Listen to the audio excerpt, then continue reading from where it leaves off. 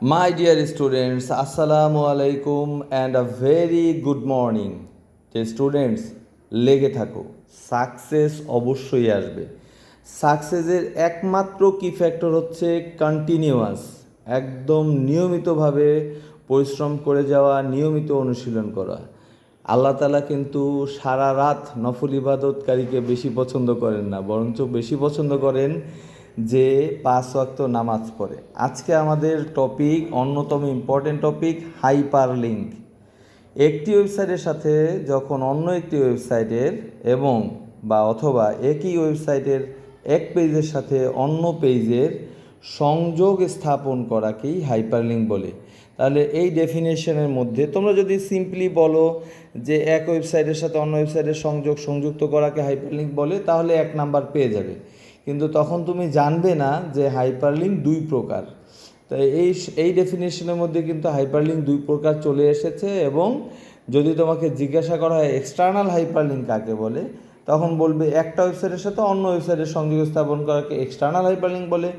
আর একই ওয়েবসাইটের এক পেজের সাথে অন্য পেজের সংযোগ স্থাপন করা হচ্ছে ইন্টারনাল হাইপারলিঙ্ক।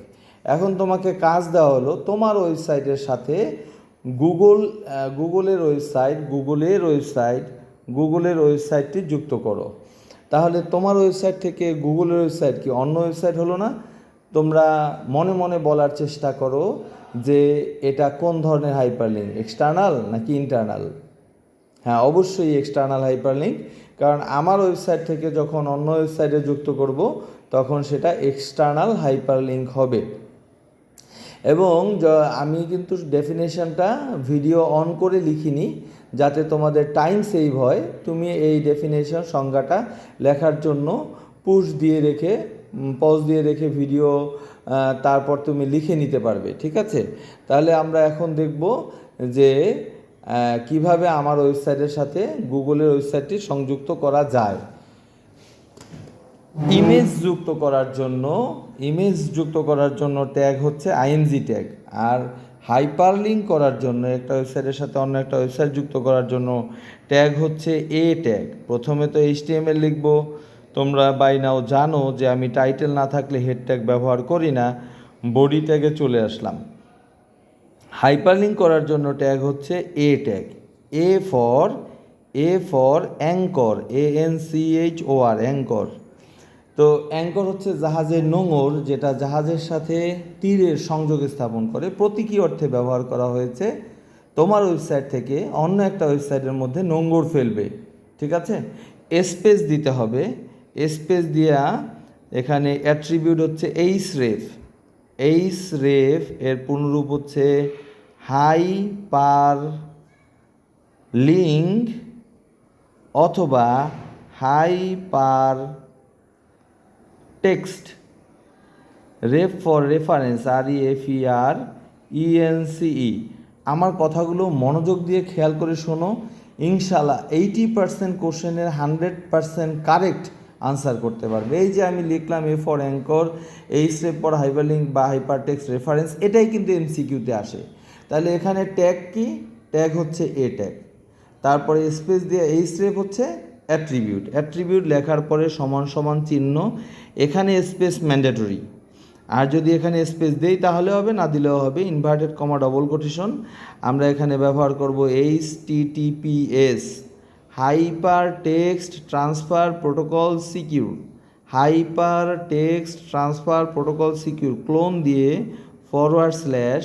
/, গুগলের ওয়েবসাইটটি তোমরা সবাই জানো, www.google.com, ইনভার্টেড কমা ক্লোজ, এটা হচ্ছে শুরু ট্যাগ। এখান থেকে এ পর্যন্ত হচ্ছে শুরু ট্যাগ। ট্যাগের বিভিন্ন অংশ বর্ণনা দাও, 2 মার্কের জন্য অনুধাবনের প্রশ্ন আসে।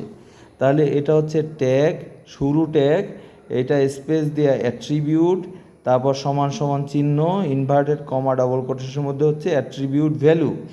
তারপর আমরা এ ট্যাগ যেহেতু কন্টেনার ট্যাগ, এ ট্যাগ ক্লোজ করলাম এবং বডি ট্যাগ ক্লোজ করলাম। বডি ট্যাগ ক্লোজ করার পরে HTML ক্লোজ করলাম। ডিয়ার স্টুডেন্টস, এই ডকুমেন্টসের কোনো আউটপুট আসবে না। তোমরা একটা ডেফিনেশন শিখে থাকবে বাই নাও। কন্টেন্ট হচ্ছে শুরু ট্যাগ এবং শেষ ট্যাগের মাঝে যে প্লেন টেক্সট বা ট্যাগ থাকে সেটা হচ্ছে কন্টেন্ট। তাহলে HTML ট্যাগের কন্টেন্ট হচ্ছে এতটুকু, বডি ট্যাগের কন্টেন্ট হচ্ছে এটা। কিন্তু দেখো এ ট্যাগের কোনো কন্টেন্ট বা এলিমেন্ট নেই এখানে। তাহলে প্রশ্নে কিন্তু আমি বলে দেইনি যে আমি আউটপুটে এটা দেখতে চাই অথবা এটাতে ক্লিক করতে চাই। কিন্তু যদি প্রশ্নে বলে দেওয়া থাকে যে এই লেখার উপরে ক্লিক করে অমুক ওয়েবসাইটে যাও, সেই কথাটাই এখানে হবে। অথবা আমরা যেটা লিখে ক্লিক করতে চাই অথবা আউটপুটে দেখতে চাই সেই এলিমেন্টটাই এ ট্যাগের এলিমেন্ট হবে। যেমন মনে করো আমরা গুগলের ওয়েবসাইটে যদি আমরা লিখতে চাই গো টু গুগল অথবা সার্চ ইঞ্জিন, এই যেটা লিখবো এখানে SEARCA search ENGINE search engine, এই কথাটাই আউটপুটে চলে আসবে। এখানে আসবে SEARCH সার্চ ENGINE ইঞ্জিন, এবং এই লেখার নিচে একটা আন্ডারলাইন থাকবে। এটা ইউ ট্যাগের আন্ডারলাইন না, এটা হাইপারলিঙ্কের আন্ডারলাইন।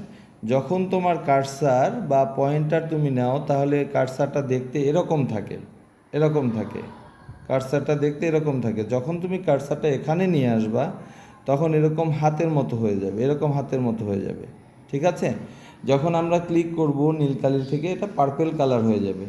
তার মানে দাঁড়াচ্ছে আমরা যেই আউটপুটটা দেখতে চাই সেটা এটাকে এলিমেন্টে দিব। অথবা যদি বলা হয় যে আমি অমুক জায়গায় ক্লিক করতে চাই, এটার উপর ক্লিক করতে চাই, সেইটা এটাকে এলিমেন্ট হবে। আমি রিভিউ করছি।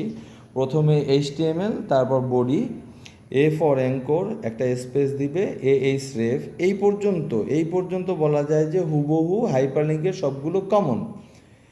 ইমেজ যুক্ত করার ট্যাগ হচ্ছে ING ট্যাগ, হাইপারলিঙ্ক করার জন্য ট্যাগ হচ্ছে A ট্যাগ, অ্যাট্রিবিউট হচ্ছে href, হাইপারলিঙ্ক অথবা হাইপারটেক্সট রেফারেন্স।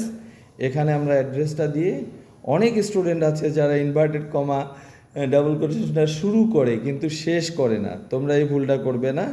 এখানে এলিমেন্ট দিব A ট্যাগের বা কন্টেন্ট, যেহেতু এটা container tag, ING tag, HR tag, BR tag এগুলো হলো এমটি ট্যাগ, এটার কন্টেন্ট বা এলিমেন্ট নেই। বডি ক্লোজ করবে, দ্যাটস ইট। 3 মার্কের জন্য এটা কিন্তু একটা হেলদি কোশ্চেন, এইটা মোটামুটি বোর্ড কোশ্চেনে থাকে। এখন আমরা আর একটা জিনিস দেখব, আর একটা একটু মডারেট একটা প্রবলেম সলভ করব।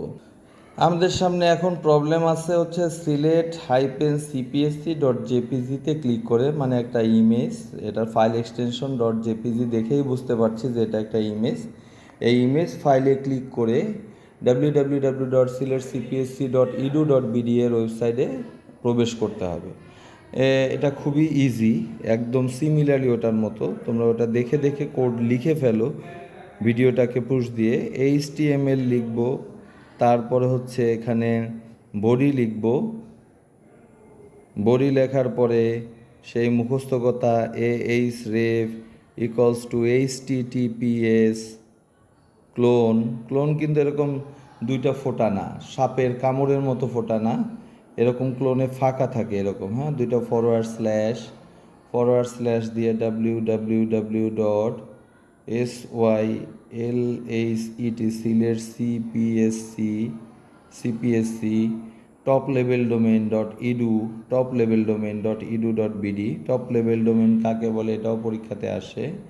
এরপরে এটা একটা আমরা ক্লোজ করে দিলাম, এটা ক্লোজ করছি, বডি ক্লোজ করলাম, এরপরে HTML ক্লোজ করলাম। দেখো যেটাকে আমরা আউটপুটে চাই অথবা ক্লিক করতে চাই সেইটা আমরা এটাকে এলিমেন্ট হিসেবে রাখি, তাহলে দেখো এখানে আমরা কি করব, ইমেজটাতে ক্লিক করতে যাচ্ছি, তো ইমেজ এমনি লেখা যায় না, ING ট্যাগ ব্যবহার করতে হবে। IMGSRC SY, যেভাবে নাম আছে হুবহু ওইভাবে দিতে হবে। যদি এটা কোনো পাথ বা ডিরেক্টরিতে জমা থাকে তাহলে ওই যে আমরা 3 নাম্বার কোড করেছিলাম ইমেজ ট্যাগের, ইমেজ বা ইমেজ ইনসার্ট ING ট্যাগের যে ভিডিওটা আছে সেটা দেখে নিলে হয়ে যাবে -cpsc.jpg হাইট ওয়েট সব কিছুই থাকতে পারে। ব্যাস, তাহলে আমাদের এখানে আউটপুটে আসবে এই ইমেজটা। ইমেজে ক্লিক করলে আমরা এই ওয়েবসাইটে চলে যাব। তো এইগুলো হচ্ছে দুটোই এখানে এক্সটার্নাল হাইপারলিঙ্ক। এখানে জাস্ট একটা লিঙ্ক টেক্সট হিসেবে আমি তোমাদেরকে হাইপারলিঙ্কের যে বেসিক স্ট্রাকচার সিনট্যাক্সটা, hyperlink syntax, hyperlink syntax, SYNTAX syntax, hyperlink syntax হচ্ছে এ ট্যাগ হবে, অ্যাট্রিবিউট href হবে, ইকুয়ালস টু ইনভার্টেড কমার মধ্যে URL হবে, ঠিক আছে। তারপরে এখানে হবে link text, link text A tag close. এটা হচ্ছে হাইপারলিঙ্কের সিনট্যাক্স। তো সিনট্যাক্সে এখানে আমরা ইউআরএলে এটা ব্যবহার করেছি। এখন এরপরে যদি আমরা হচ্ছে সোর্সে এখানে যে লিঙ্ক টেক্সট আছে, এই লিঙ্ক টেক্সটে এই প্লেন টেক্সটও থাকতে পারে, ইমেজ থাকতে পারে। তো ইমেজ থাকলে ইমেজ যদি শুধুমাত্র যেখানে আমরা কোডিং করতেছি বা ডেস্কটপে থাকে, তাহলে সরাসরি ইমেজের নামটা শুধু দিয়ে দিলেই হবে। আর যদি কোনো ড্রাইভে থাকে, তাহলে ওই যে আমরা করেছিলাম ই drive, clone, backward slash, folder, forward slash, logo name, যেটা আমরা ইমেজ ট্যাগে আগের ভিডিওটাতে দেখেছি, ওটা দেখে নিলে তোমরা এখানে বসাতে পারবে। হাইড, ওয়েট, অল্টারনেটিভ যে কোনো কিছু বসাতে পারবে। আমরা একটু এক্সটার্নাল হাইপারলিঙ্ক দেখে নিব, কারণ আমাদের যে শিক্ষা বোর্ডগুলো আছে, যদি 10টা শিক্ষা বোর্ড থাকে, গত 7-8 বছর, 10 বছরে 100টা প্রশ্ন হয়েছে, তার মধ্যে 3-4 বার হচ্ছে মাত্র এক্সটার্নাল হাইপারলিঙ্ক এসছে। এক্সটার্নাল হাইপারলিঙ্ক খুব সহজ, কিন্তু সহজ বিষয়টা আমরা একটু দেখে নিব। আমাদের ওয়েবসাইটের মধ্যেই এরকম দুইটা ওয়েব পেজ আছে। একটা ওয়েব পেজের নাম দিয়েছি আমরা a.htm। এখানেও কিন্তু একটা এমসিকিউ হয়ে যাচ্ছে। HTML এর ফাইল এক্সটেনশন দুই রকম হতে পারে, a.htm অথবা .html, ঠিক আছে। তো দুইটাই হতে পারে, a.htm আর হচ্ছে b.html। যেমন ফেসবুকে আমরা যখন প্রবেশ করলাম একটা ওয়েবসাইট, এই ওয়েবসাইটের হোম পেজ থেকে আমরা মেসেজে যাচ্ছি, নোটিফিকেশনে যাচ্ছি, ফ্রেন্ড রিকোয়েস্টে যাচ্ছি, তাহলে কি হচ্ছে, এক পেজের সাথে অন্য পেজের সংযোগ স্থাপন করা আছে। এক পেজের সাথে এই অন্য পেজের সংযোগ স্থাপন করাটাই হচ্ছে ইন্টারনাল হাইপারলিঙ্ক, ঠিক আছে। আর যদি একটা ওয়েবসাইট, ফেসবুকে আমরা আছি, এখানে ক্লিক করলাম, দেখা গেছে যে আপনি কি স্লিম হতে চান, হ্যাঁ, তো ওখানে কী হয়েছে, আমি ক্লিক করেছি, অন্য ওয়েবসাইটে চলে গেছে। এটা হচ্ছে একটা ওয়েবসাইটের সাথে অন্য একটা ওয়েবসাইটের সংযোগ স্থাপন করা, এবং সেটাই হচ্ছে এক্সটার্নাল হাইপারলিঙ্ক। তো ইন্টারনাল হাইপারলিঙ্কটাতে দেখা গেছে যে আমরা এ পেজে থেকে বি পেজে যাব, আবার বি পেজ থেকে এ পেজে আসব। তো এ পেজ থেকে বি পেজে যাওয়ার জন্য যে কোডিংটা লিখব, সিম্পলি আগের মতোই HTML, দেন বডি লিখে ahref ইকুয়ালস টু এ থেকে বিতে যাব। তাহলে এখানে আমাদের টার্গেট হচ্ছে b.html। এখন যদি সেটা একই ফোল্ডারে থাকে তাহলে b.html, আর যদি ডিফারেন্ট ফোল্ডারে থাকে তাহলে কী হবে, মনে করো এরকম, এই ডকুমেন্টটা আছে ডি ড্রাইভে, তারপর হচ্ছে প্রোগ্রামিং ফোল্ডারে,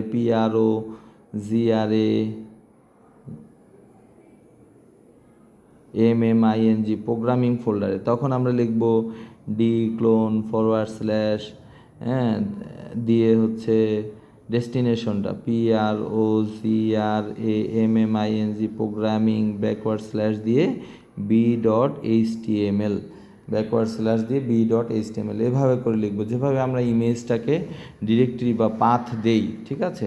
তো এটা করে এখন আমরা এ থেকে বিতে যাচ্ছি, আমি লিখলাম গো টু বি, জাস্ট লিখলাম আর কি। তাহলে গো টু বি আউটপুটে আসবে, গো টু বিতে ক্লিক করব, তাহলে আমরা বিতে চলে যাব। এ ক্লোজ করে ফেললাম, তারপর হচ্ছে বডি ক্লোজ করে ফেললাম। এবং গত বছর 2023-এও এ ধরনের একটা প্রশ্ন এসেছে, এবং সেখানে এসেছে হোম পেজ থেকে একাধিক পেজে যাওয়ার জন্য। তাহলে এখানে এইরকম করে আর একটা পেজে যাওয়ার জন্য আর একটা এ ট্যাগ ব্যবহার করব, গো টু সি, আর একটা এ ট্যাগ ব্যবহার করব, গো টু ডি। হ্যাঁ, তো বি থেকে এতে আসার জন্য কি করতে হবে, HTML body ahref equals to a.htm।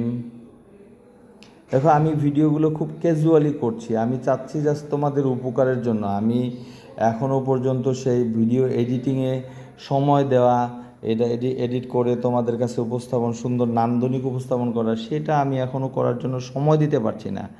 Just তোমাদের ডকুমেন্টটা দরকার, তোমরা শিখতে পারছো, এটাই আমার জন্য যথেষ্ট এই মুহূর্তে। আমার টার্গেট এটাই। গো টু এ ক্লোজ করে ফেললাম, বডি ক্লোজ করে ফেললাম এবং HTML ক্লোজ করে ফেললাম। তাহলে টোটাল আমাদের এখানে এক্সটার্নাল এবং ইন্টারনাল দুইটা হাইপারলিঙ্কের সমস্ত ডকুমেন্ট হয়ে গেল। এক্সটার্নাল হাইপারলিঙ্কে আমাদের এখানে আমরা প্লেইন টেক্সট ব্যবহার করেছি লিঙ্ক টেক্সট হিসেবে, এবং এখানে আমরা ব্যবহার করেছি একটা ইমেজকে। এই ইমেজটা আউটপুটে আসবে, সেটার উপরে যখন আমরা কার্সার নিয়ে যাব তখন এরকম হাত হয়ে যাবে, এটাতে ক্লিক করলে এই ওয়েবসাইটে চলে যাবে। এবং এই পাশে ইন্টারনাল হাইপারলিঙ্ক দেখানো হয়েছে। এ সংক্রান্ত যদি তোমাদের কোনো প্রবলেম থাকে কমেন্টসে জানাবে। যে কোনো ধরনের প্রবলেমের জন্য হোয়াটসঅ্যাপ করবে, কোনো অসুবিধা নেই। আমার রিজনেবল টাইমে, আমার ইজি টাইমে, ফ্রি টাইমে আমি তোমাদেরকে অবশ্যই রেসপন্স করব তোমাদের ভালো ফলাফলের প্রত্যাশায়। এবং অবশ্যই লেগে থাকো, কন্টিনিউয়াস ট্রাই করো, ইনশাল্লাহ ভালো করবে। এই হাইপারলিঙ্কের ভিডিও দেখার পরে তুমি যে কোনো হাইপারলিঙ্কের প্রশ্ন আনসার করার চেষ্টা করো, দেখবে অবশ্যই পারবে। Thank you very much, thank you all.